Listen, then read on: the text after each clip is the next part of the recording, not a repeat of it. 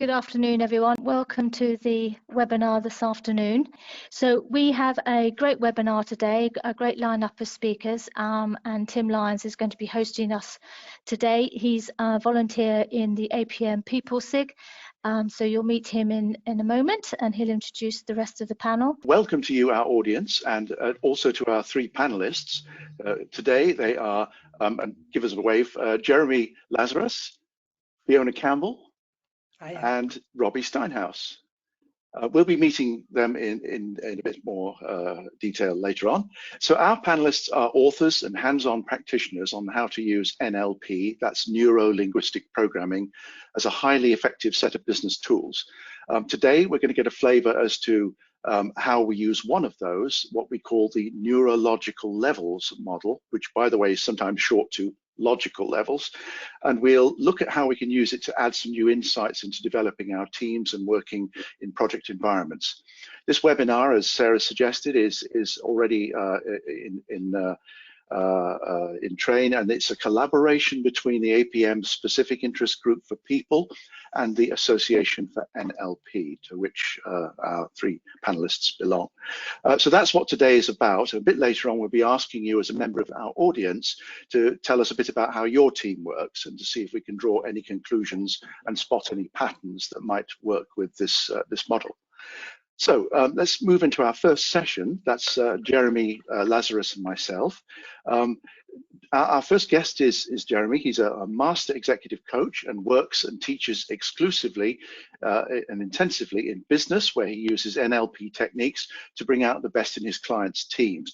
Jeremy has a background in finance and accounting, just out of interest. Good afternoon, Jeremy, and thank you very much for joining us today. Afternoon, Tim. Can you start out by giving us a brief overview of what this model is, how and why we use it, and where it came from? Sure. So, so if you could flip to the next slide, please. So if I cover why it's so useful, and then where it's come from, and then the practicality, nitty-gritty. So there are numerous uses for the neurological levels model. Here are a few on the screen there. One, it can help improve performance, whether that's individually, teams and organizations, and that's both business and also sport, actually, other all aspects of teams and individuals. There's you can use this method to become even more effective as a leader, a professional. So I've worked with doctors, accountants, and as a salesperson. I'll talk a little bit about that in a few moments. It's a diagnostic tool to identify issues to be addressed and how to solve them. So like a problem-solving tool. It's a model to help identify how excellence is achieved and can continue to be achieved, again, individually, in a team and organization. And it's a consultancy or developmental tool to create lasting change. So those are some of the reasons why this model is so useful. In terms of background, where it comes from, so it's a long story, but basically it was developed by a guy called Robert Dilts, and Robert Dilts is one of the early developers of NLP generally. He was around in the early mid-70s when NLP was actually developed. And it's based on work originated by an eminent anthropologist and systems theorist, a guy called Gregory Bateson. So that's a brief background. Obviously, people can Google it to find out more. So before I ask Sarah to go to the next slide, I'm just going to say the next slide is going to show the model, and there's quite a bit of information there. So for those of you watching, I'll take you through all of this. So the model itself. So if we can think of any context as having different levels of thinking. So for example, at a lower level, there's the environment. So if someone said, I can't do that here, if the emphasis is on the here, it suggests it's something about the environment or where or when it takes place. If it's I can't do that here, it's more about the behaviors or what the person's doing or can't do. I can't do that here is about capabilities. I don't know how to do it. And as an aside, often HR professionals and organizations generally will combine capabilities and behaviors, and they call them competencies. I can't do that here suggests it's something about either the person doesn't believe they can do it or it's not important to them. So their values, beliefs and values, in other words, they don't have the reasons why to do it. I can't do that here suggested something about the person themselves, their sense of identity, who they believe themselves to be. And then we can go beyond that and look at who else is involved. So we call it mission, vision, purpose, beyond identity. There's different names for it in NLP. And it's about who else is involved. So an example, someone like, for example, and I've never met the person obviously, but Nelson Mandela or Martin Luther King, people like this, or Gandhi, they had a vision, a purpose. It was way beyond themselves. It was about other people and the impact they could have on others. And whether that's on a large scale or, as an individual, the people who generally succeed and achieve more have got a sense of what they're doing and how it impacts on other people, not just themselves. So looking at the model, in terms of easy and how easy and difficult it is to change, generally, the lower the levels are relatively easy to change compared to the high levels. So, the environment, if I move a chair around, if I paint the walls a different color, that's changing the environment. It's relatively easy to do. And it has relatively low impact on the right-hand side of the arrow. It's got relatively low impact. And these are generalizations. We can always find exceptions, but generally that's the case. Whereas going up the neurological levels, identity or beliefs and values, it's generally harder to change someone's sense of identity, beliefs and values and sense of mission. But when you do, the impact is incredibly powerful. So we can think of, there's a kind of dotted line there below beliefs and values and capabilities. Generally, we would say that below that dotted line are more transactional changes, whereas above the dotted line, they tend to be more transformational. And by the way, this applies not just to individuals, but as I said earlier, to organizations and teams. And if you can align the neurological level, so if the environment is in line with the behaviors and the capabilities, etc., and they align with the goals of an individual, a team, or an organization, there's a greater sense of energy and alignment and focus. So it makes it much more likely that the goals will be achieved, whether, as I say, individually, organizationally, team, if there is alignment. And there are various ways that we can, that this model can be used to increase alignment. In terms of using this model as an individual, so as I've alluded to before, it can help people become more aligned. In other words, strive to have each of the levels support or be in sync with the other levels. When making any significant changes or choices, where, for example, when I coach people, if they want to make changes, I want to check the impact on each of the levels to make sure there are no negative consequences, or if there are, that we can address them. To become even better at something, so for example, as a project manager or as a leader, I do this a lot with my clients in terms of leadership. There's an exercise where you lay out on the floor sort of 5 different pieces of paper, one for environment, behaviors, capabilities, etc., all the way to identity. I tend not to have one for beyond identity.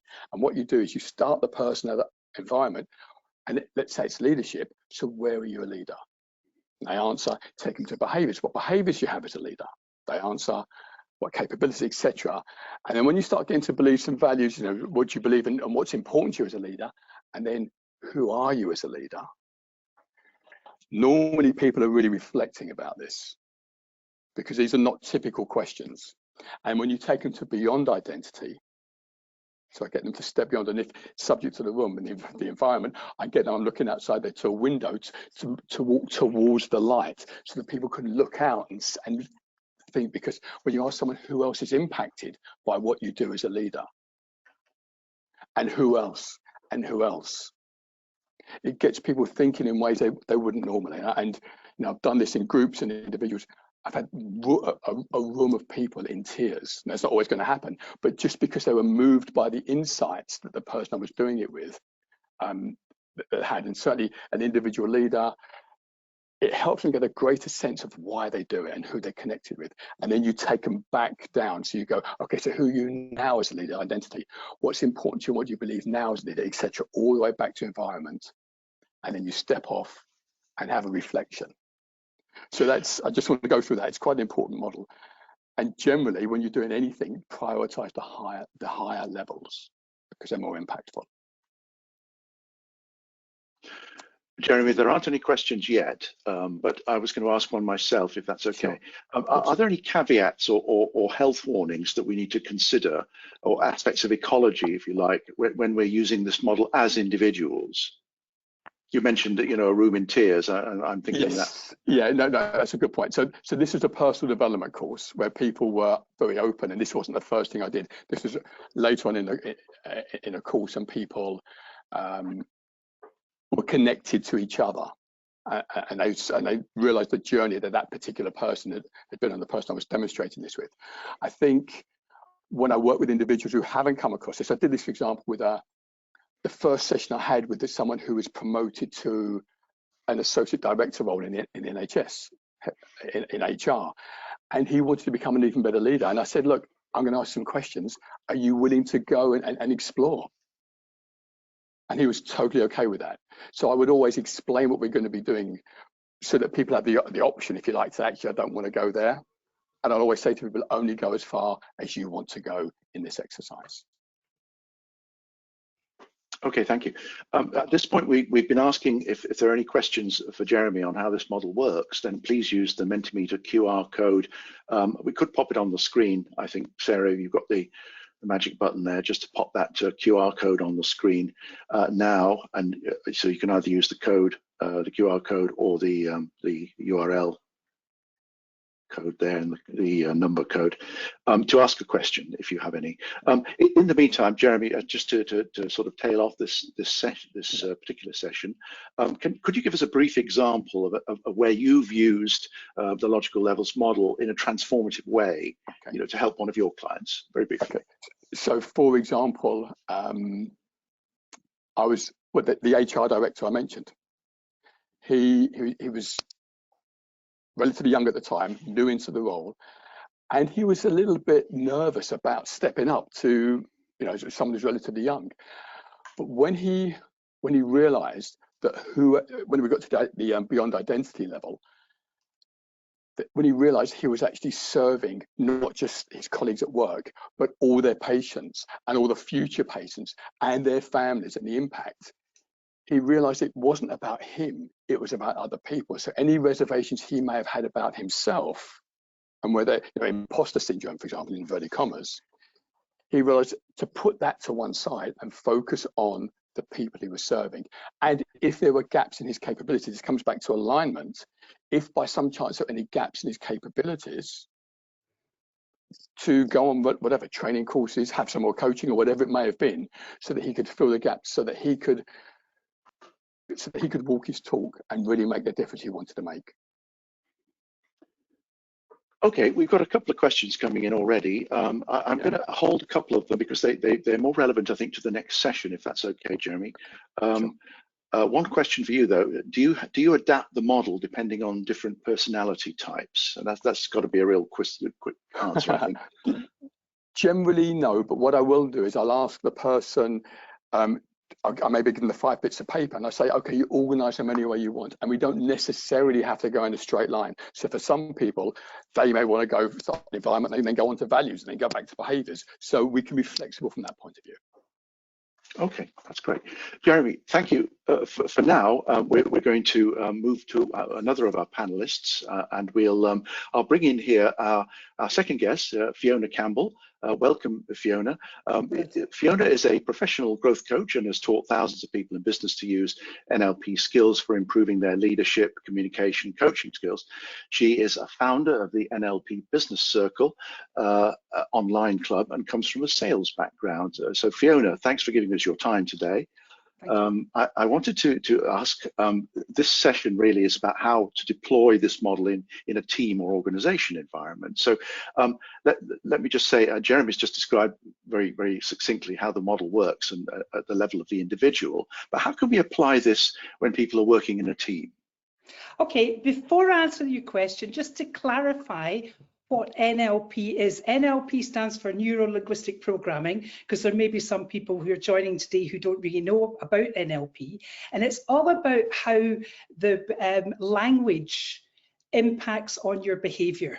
So this is why these models are really, really clear. These models help people identify how the language impacts on behavior.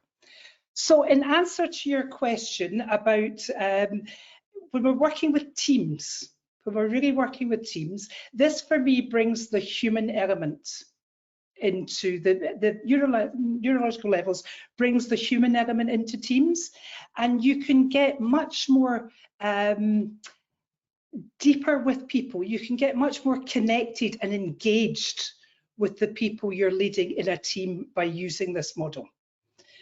Can I give you an example of one of the companies I'm working with just now? I'm working with a company called Hearts Training and Recruitment, and they're looking to grow the company at the moment.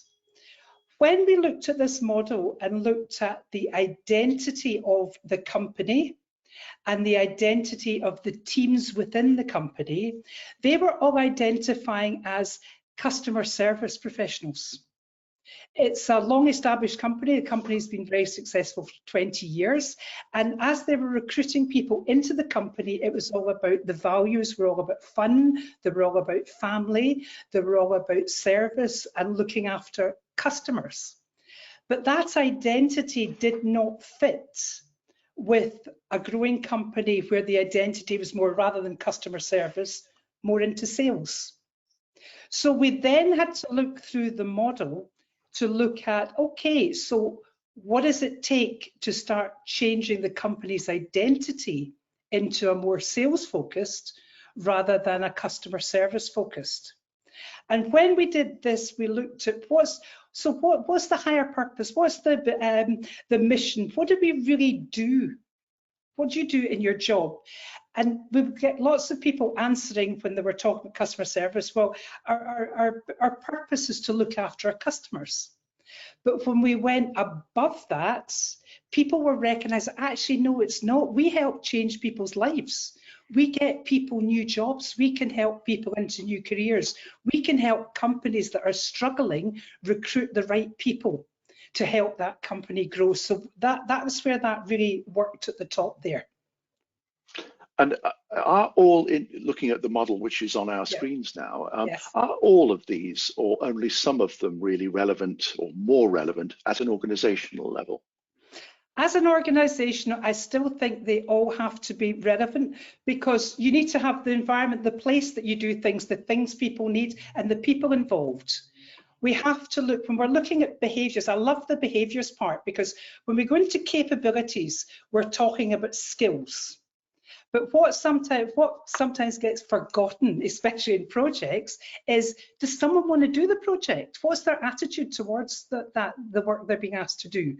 So we're starting to look a little bit, yes, we know someone's got the skill, but do they actually want to do it? Do they have the attitude? Do they have the enthusiasm to get involved in it? And then when we're looking at the beliefs and values, are you asking team members to do something that they think is a total waste of time? Do they believe this is not necessary? Maybe they believe it can't be done. So this, what it does is it really opens up more discussion within the team, and very much on the human level. And also identity, you don't want a project running with all people, with loads of people that identify as the leader. You're going to get problems.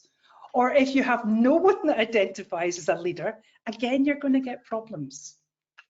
Okay, I was going to ask you a question about blockers and enablers, and actually a question's come in from the audience, which is great. Yeah. The question is, have you ever carried this out with several members of a team together, and those who are resistant to change with the ones who are not resistant to change?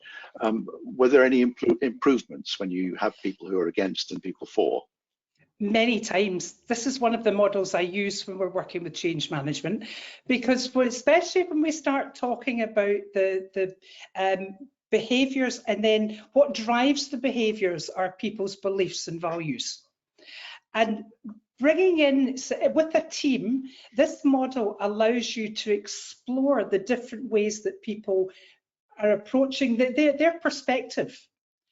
And what tends to happen is people can start to see other people's perspectives. We've got other models that we can go on to from this, but this opens up people very often within a team going, actually, I hadn't thought about that. I hadn't thought about the reason for the change, because very often when people are resistant to change, it's because they don't understand the bigger impact in the change, or they don't understand what's in it for them.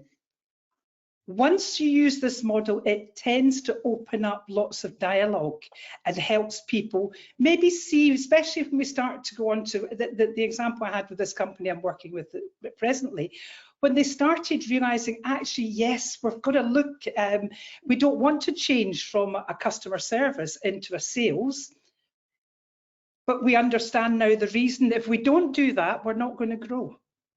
So people started to buy in much more to the change, and sometimes it can just be an environmental change people will buy in, but it tends to open up the areas where people could be resisting. And it's a lot easier because when you're using the model, you know what area you're working on. You know whether you're working in their inside world, the way someone's thinking, or whether you're working on the things people need, because people sometimes can't change because they haven't got the tools to change. Okay, this is interesting stuff because at the end of the webinar, there is a slide, and if you're going to be viewing this later on, you'll be able to see the details of all of our 3 panelists if you need to contact them for any sort of advice or how to get started. But I was going to just ask you in closing, Fiona, what would be the first steps that one of our maybe someone in our audience who's never their organization's never really embraced this kind of model, what would be the first steps in going towards having a look at this and seeing if it would help them? I'd like to actually have a look at the model, have a look at these different steps of the model, and start with the environment, asking the questions. Do the people in this project have everything they need? Do they actually physically have everything they need? Do they have the paper and pens they need? Do they have the computers they need? Do they have the links to talk to someone? So it's really starting with the environment, and then you work your way up. Who's got the attitude that will really pull this through, or who's got the attitude that's going to block things? It's good to have people blocking because that overcomes problems. But to start with, to just work through each step, then do they have the skills? The capabilities is the skills. And then are the people that we're putting together, do they all believe this can be done? Do they all understand the value of this? And that's interesting. A question's just come in for us, Fiona, in this one. From your experience, are team members more prone to changing their beliefs if the layers below have been previously worked on, or is it as difficult? Is it as difficult as if the work would have been started top to bottom? Which, so in other words, it's a top to bottom, bottom to top question. It can be either, and I'm sorry if that sounds like a cop-out answer, but it depends on the organisation, and it depends what part of that model is missing for the individuals within a team. If someone really has no idea, like for the example I was talking about, when people realise we're not just recruiters, we're actually people who change people's lives, all of a sudden that was working top down. That made a huge impact in some people who were resisting change. But also you might have to look at, okay, so what's the behaviour of a salesperson compared to the behaviour of a customer service person? So you have to have acceptance of the different types of behaviour within the organisation. So it's really looking at which part, and that's the lovely thing, this model, it can be used in so many different ways. It's looking to see what part's missing within the team members, what part are people not buying into. And that's great. Another question's come in. Could you use it around team identity? Of course, you've just explained that you can. And I was going to say to you in closing, have you got an example apart from the HR one that you're working in? I know at the moment. Could you give us an example of where you've used this model within a team or organisation that has genuinely provided some performance changes to the way that they work? We've worked with quite a few different companies, and what we find is that companies where they tend to get people becoming much more engaged, and maybe companies that have, well, there's one company that I've been working with over the last year. Using this model has helped a lot of their team leaders become much more confident at managing their teams, and much more confident bringing in succession planning, where succession planning hasn't seemed like a threat to my job. It's actually like, no, I want to go further on with my particular career, and I need to get someone trained up to come into me. So they've been using this particular model for quite a few of the managers that we've been training over a period of time to bring in succession planning. Okay, that's great. We have a couple of other questions coming in. Please do keep those questions coming in. We can pick them up at any time and ask any of our panel members. Fiona, for now, thanks very much. Thank you. We'll move into our third session, which is where I'll introduce Robbie Steinhouse. Robbie is one of Britain's leading NLP authors. He founded and trains at the NLP School in London, is also a part of the faculty at the NLP University in California. Robbie has a background in recruitment, property and insurance, amongst other things. And we're going to be talking here a little bit about how the NLL model, as we tend to call it, neurological levels model, can be applied to groups and teams in a project environment. So we've heard how this model works, Robbie, at individuals and team level, and of course this is an area where you work quite a lot. In the world of projects, which is the world that I think a larger proportion, something like it looks like a ratio of about 4 to 1, 5 to 1. In the audience today are people from the project world, and so the words on your screen at the moment tend to be, it's not an exhaustive list, but these are things that our colleagues tend to grapple with day to day: scope, deadlines, outcomes, risks, costs and budgets, and benefits, and a number of other things, dependencies and so on. I was just going to ask if you can give us some insight into how we might develop the neurological levels model in one or more of these scenarios where people are dealing with these outcomes. Sure. Yes, well, thanks, Tim, and hello, everyone. So I'd like to sort of try and ask the questions, how am I going to use this? I mean, I've been a project manager myself. I've managed, specific projects in different areas. So the question I would ask if I was in your shoes is, so what? How can I use this myself? And I think many of these words, I have certain deadlines with the resources I have the costs and budgets that I have to adhere to and so forth. There are contracts to manage, which sometimes require different skills. But I prefer to sort of frame this going back to the pyramids. I suppose what I'd say is you can look at it, you're either leading a team or you're kind of, if you like, part of a more collaborative team where there's sort of various people that are sort of leading, or you could be part of a team where there's someone else is leading it. So from your perspective, if you're leading a team, where is this going to be useful to you as a sort of diagnostic model? And I think what we all want as project managers is the idea of enhanced performance. And there's a great quote from one of the founders of coaching, Tim Galloway, where he said, performance is equal to potential minus interference.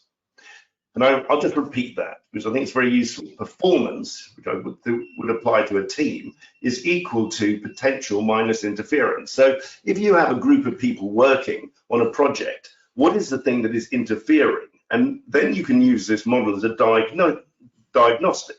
And as Fiona said, the level of environment, if everyone now is working at home from Zoom, maybe that's not useful. Maybe one of the reasons they're not performing well is they're finding it difficult. Or maybe if they're coming to the office, they're finding that difficult.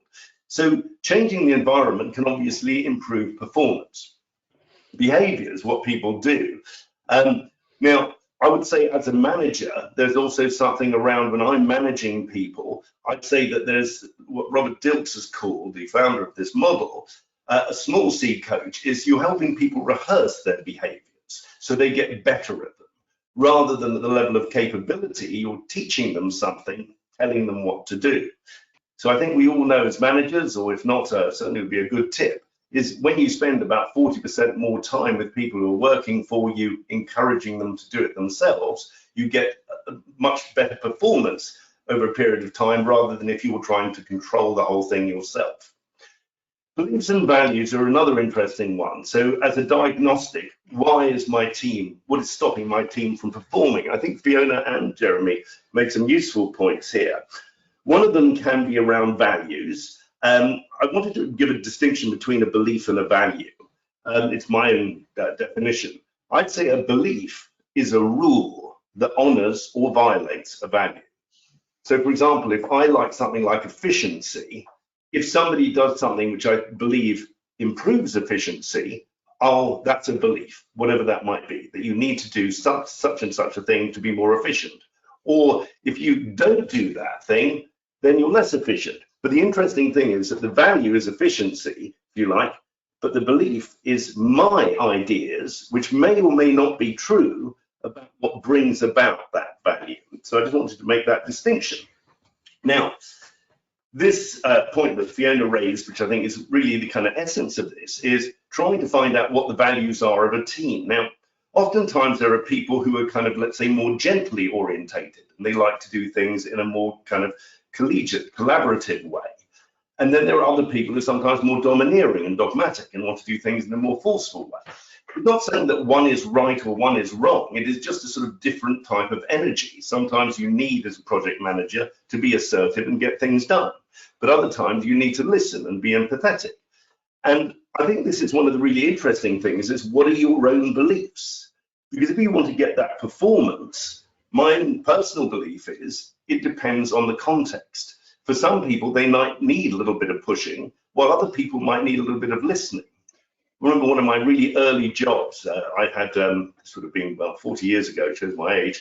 I worked as a salesman in NCR, the National Cash Register, the American computer company. And my manager, who was a very good manager, said, I am different with each one of my staff. One of them wants me to listen to them and tell them how clever they are. Another one wants to be advised, and another one seems to want to be told off. He said, I'll do whatever it takes to motivate that person to get the best out of them. But that means that you, as a project manager, have to become curious about your own beliefs and values. What is it that you are doing that sort of, in some senses, is interfering with the performance of your team? And that's getting to know yourself. Now, I know I was kind of conflict avoidant. So when I was managing people, I often would sort of sometimes tolerate kind of bad behavior until it sort of span out of control, and then I'd suddenly become like really aggressive. And I saw that's quite common in people, that sometimes, especially in the project management area, is that people are kind of quite logical, quite nice, quite calm, but then you have one sort of difficult team member, if you like, where rather than maybe being more assertive, you're sort of like avoiding that conflict. Be aware of your own beliefs, your own weaknesses, if you like. So I think that's a kind of really important aspect to it in the diagnosis. The other diagnostic thing about identity is this sense of sponsorship, which is, again, from sort of Robert Dills.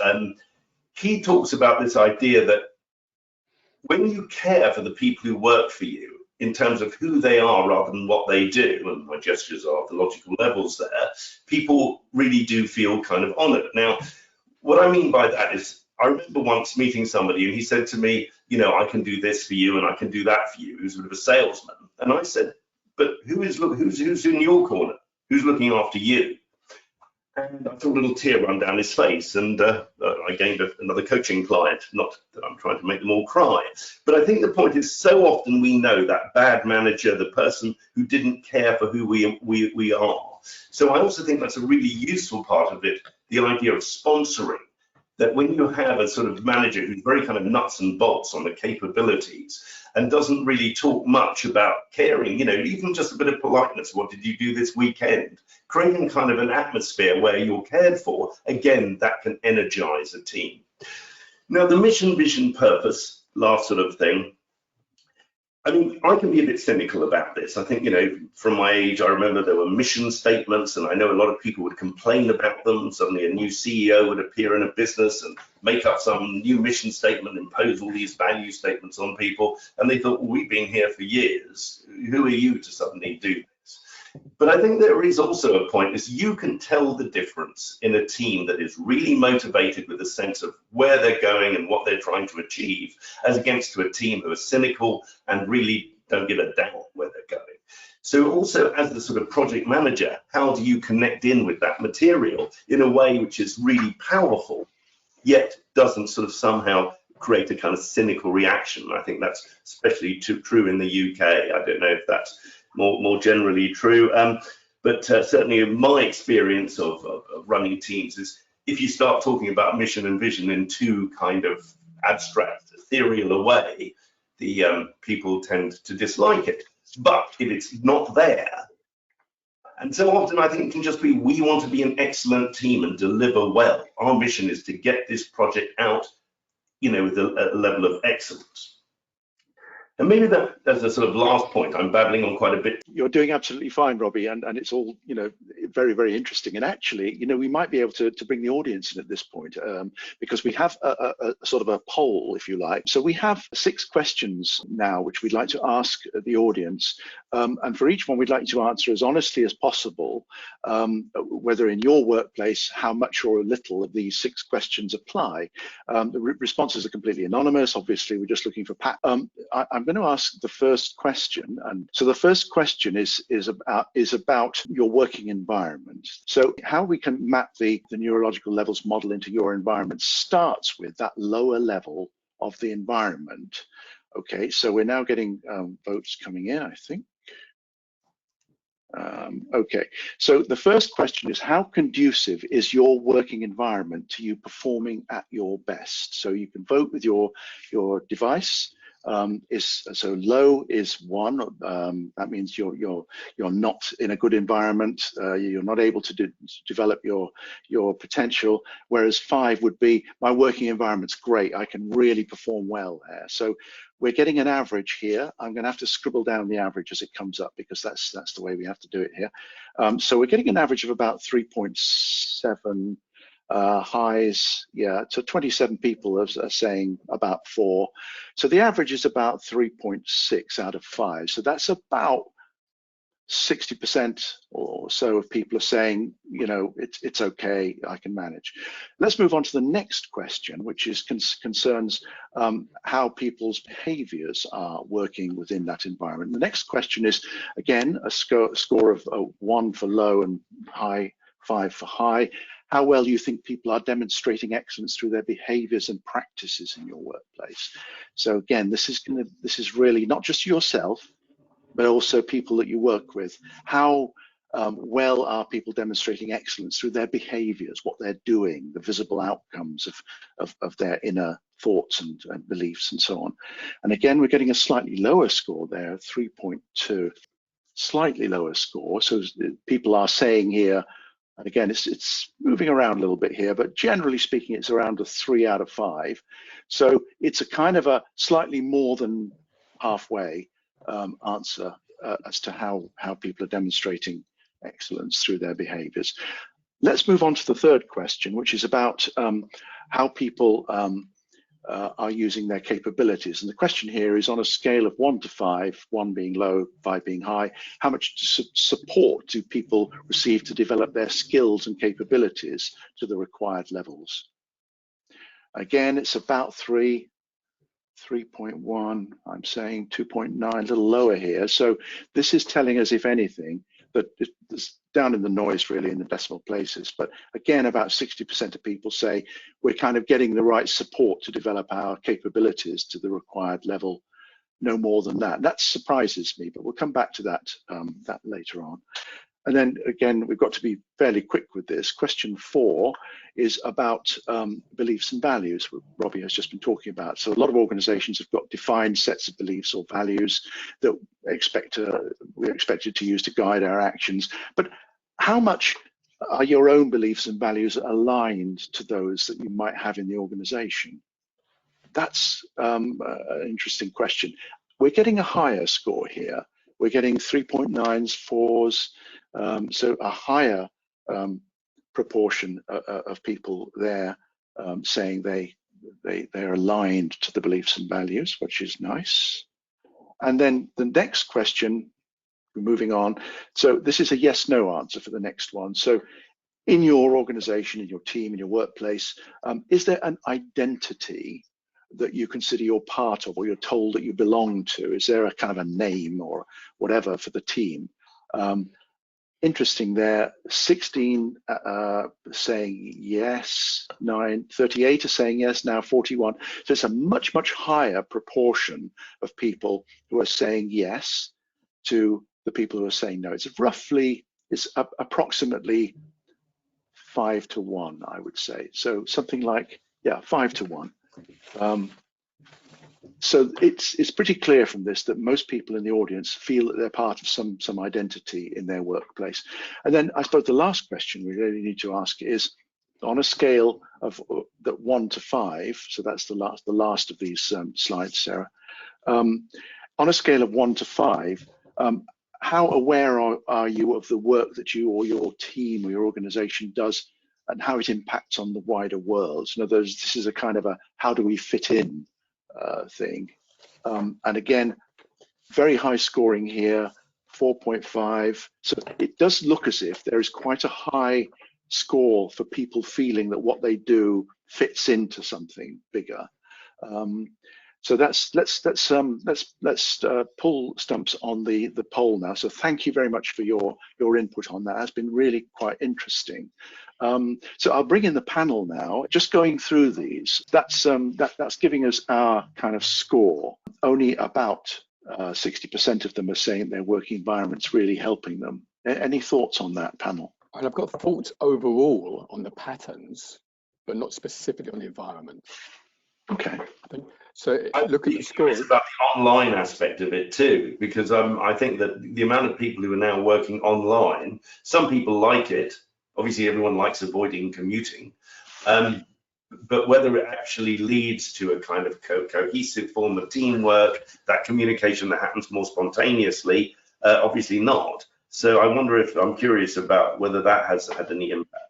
Also, can I bring in that it depends who's answered this poll. Sometimes if a leader is very ambitious to get things done, there'll be things that are lacking in the environment for them that maybe the team are just accepting.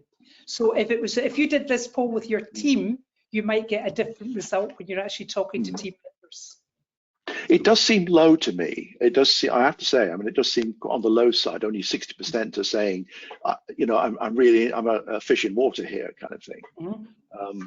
But anyway, let's move on to the next. Can I make one more point on it, Tim? I think the point about logical levels is, as a diagnostic tool, if you find that the environment is the main problem, well, that's where you need to focus your effort. You know, and I think so often people in our profession, coaches, are so interested in the big picture. Well, see, most people were quite happy with the big picture. They're not so happy with the environment. Maybe, you know, they're now working from home and they're not given any support there, possibly. So it's very important that you sort of say, well, actually, this is a diagnostic model to improve performance. And actually, the problem is the environment, which is fascinating, isn't it? Well, I think even more than that, I think looking at behaviours and then the capabilities, those two were the lowest scores. So the higher levels, beliefs and values, I think 3.9, identity, there was a 4-to-1 ratio, and beyond identity was 4.3, but 3.1 and 3 for behaviours and capabilities. That, following on from Robbie and Fiona's point, that to me, if I were an external consultant, that's what I'd be looking at. Well, let's look at the one that's on screen at the moment, because that's about behaviours. How are people demonstrating excellence through their behaviours and practices in the workplace? I'm surprised that it's only about 60%. Are there any views? I'm curious about what are people doing and what are they not doing? What behaviours are they demonstrating which causes a score to be relatively low? Mm-hmm. And therefore, what could be done about it? So this might be where you would concentrate firepower then, this sort of area where you feel it's on the low side. Yeah, I would be asking what's stopping that excellence. What is it that's actually stopping them? And very often, and this can link into environment, because sometimes if someone doesn't have the tools to do something, they're paralyzed. So it's looking, I mean, and this is where we're showing the model actually linking with each other. So yeah. My question there is, okay, so what's stopping this excellence? What's stopping this happening with the people in your team? Now, remember, this poll is not from an individual team. When we do something like this from an individual team, that gives you a wonderful overview on where the problem is to start in your team. It's also about capabilities and values, because as Jeremy said, often what drives behavior is capability, the skills we have. And the skills we have are so often determined by people's beliefs and values. If you come from an accounting background, you might value, numbers and internal efficiency. If you come from a sales background, you may value connection with customers. And if you come from an operations background, you might be very interested in systems and delivery externally. but that often usually means that you bring the baggage of your past with you because you value your old role. And that's really, for me, the key of leadership, is we all have a past.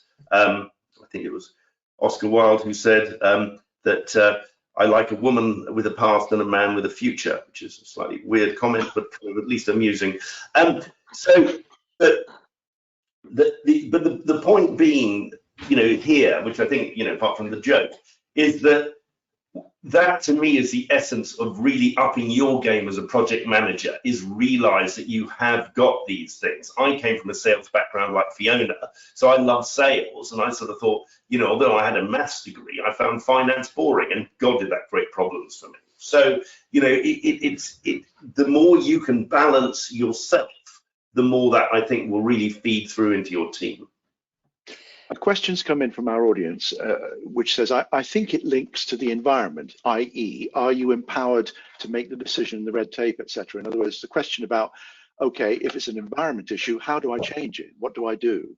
One option is to find out what's important to the people who are, in inverted commas, making the decisions, and demonstrate how the environment changes you want to make would help them to have that. So if using Robbie's example, if sales are really important, demonstrate how changing the environment will help increase sales. So this is the link, this is where we get into alignment. So not taking individual levels, but looking at the bigger picture. Tim, with that question was, if someone's not allowed to make, doesn't have the authority or not allowed to make decisions, was that what the question was? I think the question is, are you empowered to make the decision? In other words, it is at an environment level. Okay, so maybe it's sometimes we have to go into beliefs with that, because sometimes people might have the belief that within a project that they should be getting authority to do something, but actually it's going to impact on the project in general, because you can't have lots of people making different decisions all over the place. So it's looking to see, so if someone's not empowered, maybe moving up the model to see how that fits and where it comes in. And if I can link that back to NLP, the definition, Fiona, that you gave earlier, or part of one of the definitions, NLP is a communications tool. And often, someone, let's say, doesn't feel empowered, but actually their line manager wants them to be empowered. They just haven't communicated to each other effectively about this. Very good point, yeah.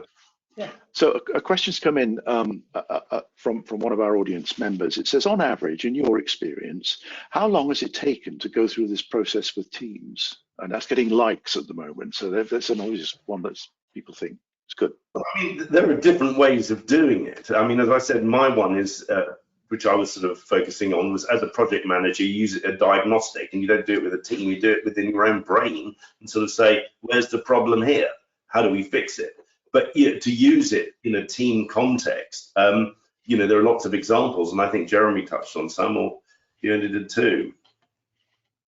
I've been able to use this with a team within an hour to get things on. Now, that's not going into depth, but it's to get people really starting to become aware of where they all sit within the model, how their behaviour is impacting in others, maybe the values and belief, or maybe get clear about different things. So even as short a time as an hour, there's ways, as long as you've got someone qualified to take you through this, this can be done very quickly, but it can form a basis of a growth and development plan. I mean, if I can add something just quickly, I remember working with a team, a bank, and what I found was, although there were certain problems on the behavioural levels, when we started talking about values and shared values, they had very similar values. And once there was a sense of acknowledging each other's values, it was then much easier to sort of find kind of more integration on the kind of behaviours. One of the areas that we haven't gone into, because time has not really been on our side in this particular webinar, but there is a development of this model, which our panelists will know and probably use far better than anyone else I can think of, which uses what we call chunking up and chunking down, which is where we look at the interplay between the different levels, and maybe for another time, to use the phrase of the day for later, we'll perhaps have another session on something like that in future. But in the meantime, of course, our panelists' details are on one of the slides in the tail end of this webinar. So I suppose in closing, thank you very much for your questions from the audience that have come through. We've not really had time to do them all, but I would just like to just check with the panel whether any of you have any closing thoughts on applying. In particular, I'd like to focus you on how we might apply this model, as powerful as it is, within the environment of our projects, which is how, you know, places where there are deadlines and costs and resources and all that sort of thing. Are there any thoughts about that at all? I would say use this model to get to know your team as individuals. When you get to know your team as individuals, rather than referring to the team, the project team, really get to know people's strengths, people's weaknesses, people's working together. And it's such a powerful model for really helping individual team members see things from the perspective of others. So it's bringing in the human element of projects. Okay. And to add to that, I think when forming a team, when thinking about pulling together a team, it's, in my experience, more effective to have people who have got the appropriate beliefs, values, identity, and mission. Because even if they haven't yet got the skills, if they've got the desire and the motivation to do this, they'll learn. And some of the research I've been involved with has shown that the importance of getting the higher levels aligned. Okay. I think that for me, there is a kind of conducting role as a project manager. Is often you can have, let's say, a dominant or very talkative person in the group in one of the kind of key areas, and your job is to make sure that everyone is equally kind of valued, especially if you have too much effort or too much swing in one area, if it's overly focused on sales or on finance or something like that, and that it's kind of important to try and create that balance. And in some ways, for me, managing much larger projects where you would start having, you know, someone who'd be in charge of finance and systems and so forth, is really making sure that your job is to make sure that the right balance of energy, so it doesn't become dominated by one of these things, because that can really, you know, create problems. That to me is the essence of successful leadership. Great. Well, thank you very much for your comments there. We only have a couple of minutes left, but we've asked our audience here, and they're able to use the Q&A feature to be able to put some questions up here that they might want to talk about as another session. I'm glad to see that NLP is appearing in all of these. So questions coming in about how do I use this set of tools in our business, in our projects, and so on, which is great. There are colleagues in certainly members of the APM who've written books about NLP and project management in particular, which have been very well received. And this is, as you can see on your screen here, someone who obviously knows a bit about NLP, the Milton and Meta models. I'm assuming that that's someone who's got inside knowledge of how this stuff works. All coming in quite nicely there. So it does look as if from our little session here today that we're getting a surge of interest in how we can use these communication tools to kind of better our project environment and our working environment. I'd like to once again thank Robbie Steinhouse, Fiona Campbell, Jeremy Lazarus, our panelists, to thank you, the audience. It looks like we've got a bit of a green light from the audience to maybe think about some more of these. So, you know, we'll look into that as much as we can. Here are details of our three panelists. Sarah, I'll hand back to you at this point. That's it from me. So really, it's a very big thank you to our panel today. Thank you for your time and all your effort and information. It's been really interesting. Thank you everyone for joining the session today. It's been a really interesting session, and hopefully we'll be able to bring some more for you along the same sort of theme. I think that's it really from me. Okay, thank you very much. Thank you, Sarah. Thank you. Bye. Bye bye everyone. Have a good afternoon. Thank you.